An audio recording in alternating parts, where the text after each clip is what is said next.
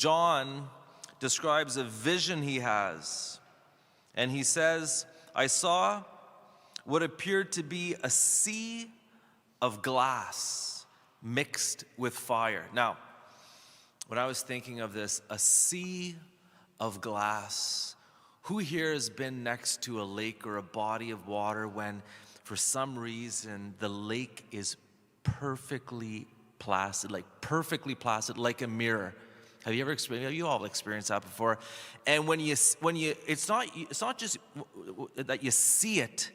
When you experience this, your soul understands. You can feel deep within you. There's this resonance because your soul recognizes that perfectly placid body of water, that calm, is what the soul was made for. The soul was made to be at peace. Reflecting God, Scripture says God is peace, perfect peace. People who have these experiences of heaven, a taste of heaven, they say the peace, it's indescribable. Perfect peace.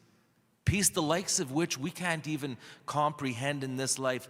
Deep, perfect peace. And so again, when we see a body of water that's like a mirror, calm, the soul resonates and says, yes, yes, yes, that's what I long for. And it also says, appeared to be a sea of glass mixed with fire.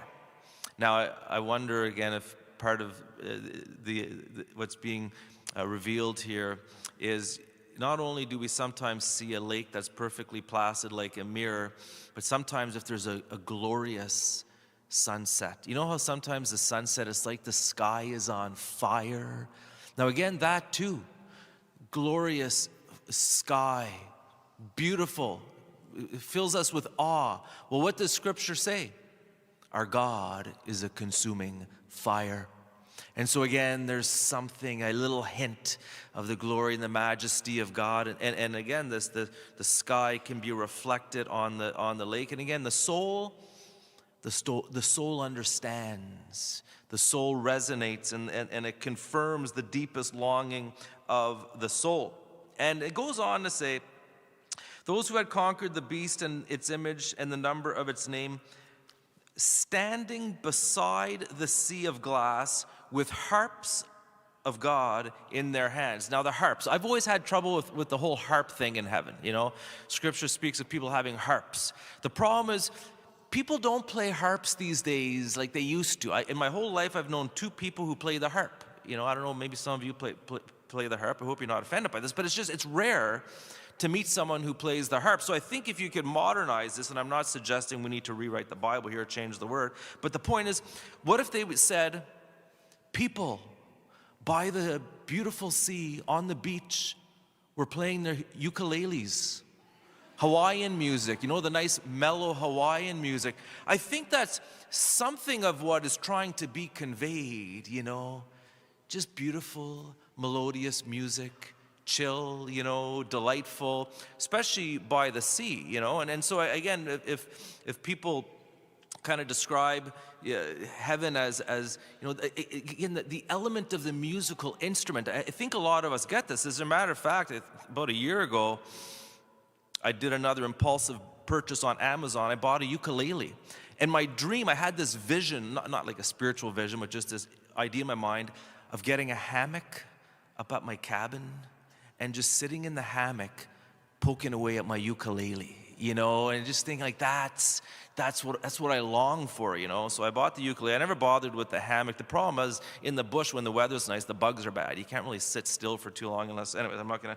But the point is, I think again we get this, and again, this is the promise. Now the promise, it is for those, as I read, those who had conquered the beast and its image and the number of its name. And so the basic principle is we have to fight a battle before we get to heaven. Or you could even say in order to get to heaven. Like this life, it's a battle.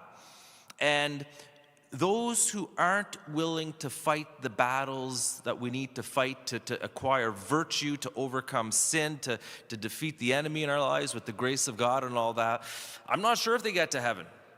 I don't think they get straight to heaven. They might have to do a lot of purgatory time because they were too lazy to fight the battles they're meant to fight. But again, within us, we know we're made for challenge. We know we're made for battle. And it's those who conquered the beast. They're the ones who make it by this beautiful sea, playing their harps. And that's what we long for. And then in the gospel today, Jesus ends by saying, by your endurance, you will gain your souls. We live in a huge comfort culture where we don't like any conflict in all of that. And I don't say that critically because I fall into that just as much as anyone else. But we have to safeguard ourselves against this pampered notion, this notion that we're entitled to be pampered all the time, because I don't think if we're trying to be pampered all the time, we're going to make it to heaven. There's a battle each one of us needs to fight. The Lord made us for greatness, not for comfort.